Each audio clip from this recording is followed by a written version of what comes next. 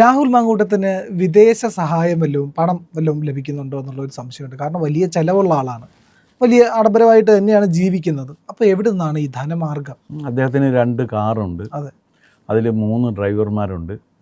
പിന്നെ അത് കൂടാതെ അദ്ദേഹത്തിൻ്റെ കൂടെ എപ്പോഴും 10-15 പേരുണ്ടാകും.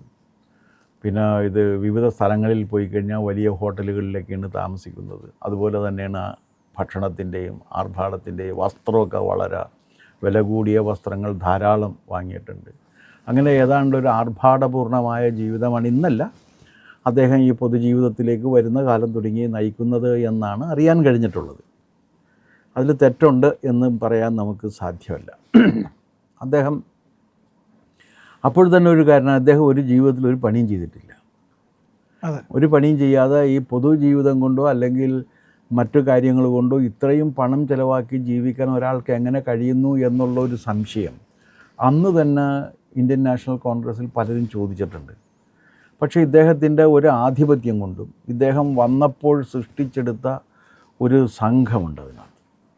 വിശേഷിച്ചും ചെറുപ്പക്കാരുടെ ഒരുതരം വളരെ അഗ്രസീവായ ചെറുപ്പക്കാരുടെ ഒരു സംഘം. അവർ ഇദ്ദേഹം പോകുന്ന സ്ഥലത്തെല്ലാം ഇദ്ദേഹം ഉണ്ടാക്കിയിട്ടുണ്ട്. ഇന്നിപ്പോൾ രമേശ് ചെന്നിത്തല നിൽക്കുന്ന സമയത്ത് രമേശ് ചെന്നിത്തലയോട് രാഹുൽ മാങ്കൂട്ടത്തെക്കുറിച്ചൊരു ചോദ്യം പത്രക്കാർ ചോദിച്ചപ്പോൾ ആ പത്രക്കാരെ തല്ലുന്ന വിധത്തിലുള്ള ഒരു ഗുണ്ടാ സംഘത്തെ ഇദ്ദേഹം വളർത്തിയെടുത്തിട്ടുണ്ട്. ഒന്ന്. രണ്ടാമത്തെ കാര്യം എന്ന് പറഞ്ഞാൽ, ഇത് ആർക്കും ഇദ്ദേഹത്തോട് പറയാൻ കഴിയാത്തതിൻ്റെ കാരണം എന്ന് വെച്ചാൽ, എന്തെങ്കിലും ഇദ്ദേഹത്തോട് പറഞ്ഞു കഴിഞ്ഞാൽ ഇദ്ദേഹം വളർത്തി വലുതാക്കി സംരക്ഷിച്ച് നിർത്തിയിരിക്കുന്ന സൈബർ ഗുണ്ടകളുണ്ട്, സൈബർ പോരാളികൾ എന്നുള്ള പേരിൽ. അവർക്കൊക്കെ വലിയ രീതിയിൽ പണം കൊടുത്താൽ ഇത് മെയിൻറ്റെയിൻ ചെയ്താൽ, ഇതൊന്നും സൗജന്യ സേവനമല്ല, നിങ്ങൾക്കറിയാമല്ലോ.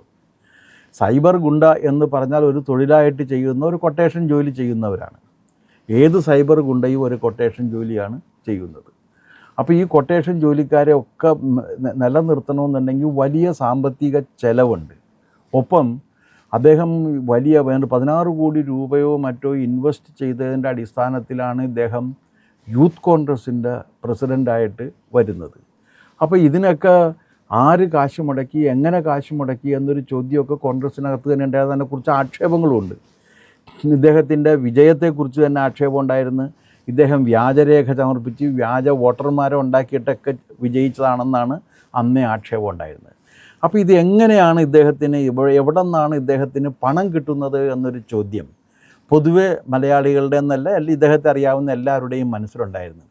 അതിലിപ്പോൾ കിട്ടിയിട്ടൊരു കാര്യം എന്താണെന്ന് വെച്ചാൽ, ഓപ്പർച്യൂണിറ്റി ഇൻ്റർനാഷണൽ എന്ന് പറയുന്ന ഒരു NGO ഉണ്ട്. ലോകത്തിലെ 20 രാജ്യങ്ങളിൽ പ്രവർത്തിച്ചുകൊണ്ടിരിക്കുന്ന NGO ആണ്. ഏഷ്യ, ആഫ്രിക്ക, ലാറ്റിൻ അമേരിക്ക തുടങ്ങിയിട്ടുള്ള വികസിത അവികസിത രാജ്യങ്ങളിലാണ് ഇത് ചെയ്യുന്നത്. ഇവർ പ്രധാനമായിട്ടും ചെയ്യുന്നത് മൈക്രോ ഫിനാൻസിങ് ആണ്. വളരെ മറ്റെന്താണ്, അണ്ടർ പ്രിവിലേജ്ഡ് സെക്ഷൻ എന്നാണ് ഇവരുടെ ടെക്നിക്കൽ ടേം. ആ അണ്ടർ പ്രിവിലേജ്ഡ് സെക്ഷനിൽ പെട്ടവർക്ക് സഹായം കൊടുത്തുകൊണ്ട്, ധനസഹായം കൊടുത്തുകൊണ്ട് അവരെ ജീവിതത്തിൻ്റെ മുഖ്യധാരയിലേക്ക് കൊണ്ടുവരിക എന്ന ലക്ഷ്യത്തോടു കൂടിയാണ് ഇവർ പ്രവർത്തിച്ചു കൊണ്ടിരിക്കുന്നത്. പക്ഷേ ഇവർ ലാഭം ഉണ്ടാക്കാൻ വേണ്ടിയിട്ടല്ല ഇതെന്ന് പറയുന്നുണ്ടെങ്കിലും ഇവരുടെ പണി നോക്കിക്കഴിയുമ്പോഴേക്കും പണം പലിശക്ക് കൊടുക്കുന്ന പരിപാടിയാണ്. പണം പലിശക്ക് കൊടുക്കുക എന്ന് പറയുന്നത് ഒരു ഹീനമായ പ്രവൃത്തിയാണ്. ആ ഹീനമായ പ്രവൃത്തി ചെയ്യാറുണ്ട്. അത് വലിയ രീതിയിലുള്ള പലിശ വാങ്ങിയിട്ടാണ് ഇവർ കൊടുക്കുന്നത്. അങ്ങനെയുള്ള ഒരു സ്ഥാപനത്തിൽ ഇവിടെ ഇന്ത്യയിൽ ദിയ വികാസ് എന്ന് പറയുന്ന ഒരു കമ്പനിയാണ് ഇന്ത്യയിൽ ഇവരുടെ കാര്യങ്ങളൊക്കെ കൈകാര്യം ചെയ്യുന്നത്. അതിൽ വിശേഷിച്ചും ഇത് ഓപ്പർച്യൂണിറ്റി ഇൻ്റർനാഷണൽ ഓസ്ട്രേലിയ എന്ന് പറയുന്ന കമ്പനിയാണ് ഈ ദിയ എന്ന് പറയുന്ന കമ്പനിയുമായിട്ട്, ദിയ വികാസ് എന്ന് പറയുന്ന കമ്പനിയുമായിട്ട് ബന്ധപ്പെട്ടിരിക്കുന്നത്. ആ ദിയ വികാസ് എന്ന കമ്പനി കേരളത്തിൽ ഓപ്പറേറ്റ് ചെയ്യുന്നത് ESAF micro finance and investments limited എന്ന് പറയുന്ന, ഇസാഫ് ബാങ്കിൻ്റെ അല്ല, ഇസാഫിൻ്റെ മുതലാളിയായിട്ടുള്ള പോള് ഉണ്ടാക്കിയേക്കുന്ന വേറൊരു കമ്പനിയാണ് ഈ ESAF micro finance and investments private limited. അവരും ഇൻഡൽ മണി എന്ന് പറയുന്ന വേറൊരു കമ്പനിയുമാണ് ഇവരുടെ സഹകാരികളായിട്ട് പ്രവർത്തിക്കുന്നത്. ഇതുവഴി ഇവർക്ക് രാഹുൽ മാങ്കൂട്ടത്തിന് വലിയ രീതിയിലുള്ള സാമ്പത്തികം ലഭിക്കുന്നുണ്ട് എന്നാണ് പ്രാഥമികമായ അന്വേഷണത്തിൽ ബോധ്യമാകുന്ന കാര്യം. എന്തായാലും ഒരു കാര്യം ഉറപ്പാണ്, ഇപ്പം ഏത് വിദേശ കമ്പനി ആയാലും അവർ ചരടില്ലാതെ, കാണാച്ചരടുകളില്ലാതെ പണം കൊടുക്കില്ല. അതെ, വെറുതെ ഈ മൂന്നാം ലോക രാജ്യങ്ങളിലുള്ള അല്ലെങ്കിൽ ഇവിടുത്തെ മഹാഭൂരിപക്ഷം വരുന്ന സാധുക്കൾ രക്ഷപ്പെട്ടു പോയിക്കോട്ടെ എന്ന് കരുതി പണം കൊടുക്കുകയില്ല, പണം പലിശക്ക് കൊടുക്കുകയാണ്. അപ്പോൾ ഇതിനെന്താണെന്ന് വെച്ച് കഴിഞ്ഞാൽ അമേരിക്കയിൽ നിന്നും ഫ്രാൻസിൽ നിന്നും ജർമ്മനിയിൽ നിന്നും UK നിന്നും ഓസ്ട്രേലിയയിൽ നിന്നും കാനഡയിൽ നിന്നും എല്ലാം വലിയ ധനികർ, അവർക്ക് പണം ഇൻവെസ്റ്റ് ചെയ്യാൻ ഒരു ലൈനില്ലാതിരിക്കുന്നവരുണ്ട്, എവിടെ ഇടണം എന്നറിയാതിരിക്കുന്നുണ്ട്. അവർ വെറുതെ ഇങ്ങനെ പണം വെച്ചിട്ടുണ്ടെങ്കിൽ അവിടെയൊക്കെ ബാങ്കിൽ ഇട്ടിട്ടുണ്ടെങ്കിൽ ബാങ്കിന് അങ്ങോട്ട് കാശ് കൊടുക്കേണ്ടി വരും. അപ്പോൾ ഇവരുടെ അടുത്തു നിന്നുള്ള പണം ചെറിയ പലിശക്ക് ഇവർ വാങ്ങിയിട്ട് വലിയ പലിശക്ക് ഈ മൂന്നാം ലോക രാജ്യങ്ങളിൽ കൊടുക്കുകയും ആ രാജ്യങ്ങളിൽ കൊടുത്തിട്ട് ആ രാജ്യങ്ങളിലെ ജനങ്ങളെ എന്നേക്കും കടക്കാരാക്കി മാറ്റുകയും ചെയ്യുക എന്ന് പറയുന്ന ഒരു ദൗത്യമാണ് ഈ പറയുന്ന ഇത് ഓപ്പർച്യൂണിറ്റി ഇൻ്റർനാഷണൽ അടക്കമുള്ള കമ്പനികളൊക്കെ ചെയ്യുന്നത്.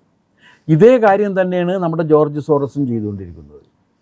ഇതേ കാര്യമാണ് നമ്മുടെ ഇപ്പോഴത്തെ ബംഗ്ലാദേശിൻ്റെ മറ്റേ ആരാചാരായിട്ടുള്ള മുഹമ്മദ് യൂനസും അത് തന്നെയാണ് ചെയ്തുകൊണ്ടിരിക്കുന്നത്. എന്ന് വെച്ചാൽ ഈ 1.5% പണം വാങ്ങിയിട്ട് 24% കൊടുത്തിട്ട് ആ പൈസ വാങ്ങിയിട്ട് അതിൻ്റെ ലാഭം എടുക്കുകയാണ്. എന്നിട്ട് പറയണത് എന്താ വെച്ചാൽ ഞങ്ങൾ NGO, ഞങ്ങൾ മാനവിക സേവനമാണ് നടത്തുന്നത് എന്നാണ്. അപ്പോൾ ഈ തരത്തിൽ മാനവിക സേവനം നടത്തുന്ന ഇപ്പോൾ ഇവർക്ക് തന്നെ ഈ ESAF micro finance and investments private limited എന്ന് പറഞ്ഞ കമ്പനിക്ക് 4.5 ലക്ഷം ക്ലയൻസ് ഉണ്ട്. ഒന്ന് ആലോചിച്ച് നോക്ക്, 4.5 ലക്ഷമുണ്ട്.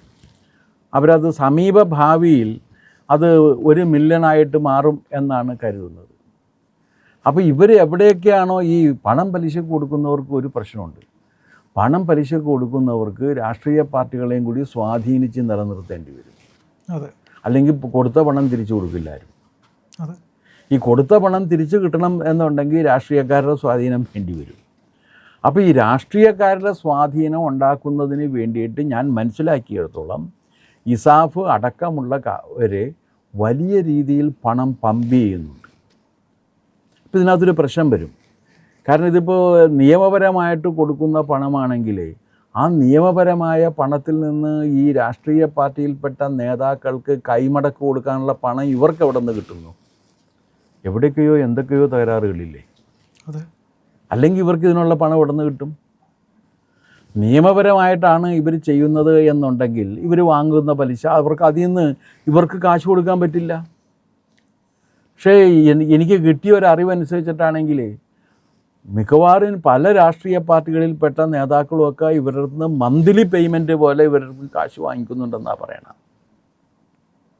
കൊള്ളപ്പലിശക്കാരുടെ അടുത്ത് നിന്ന് പണം വാങ്ങിയിട്ട് രാഷ്ട്രീയ പ്രവർത്തനം എന്ന് പറഞ്ഞാൽ അത് നമ്മുടെ രാജ്യത്ത് വരാവുന്ന ഏറ്റവും വലിയ ദൗർഭാഗ്യങ്ങളിലൊന്നാണ് എന്ന കാര്യത്തിൽ ഒരു സംശയവും വേണ്ട.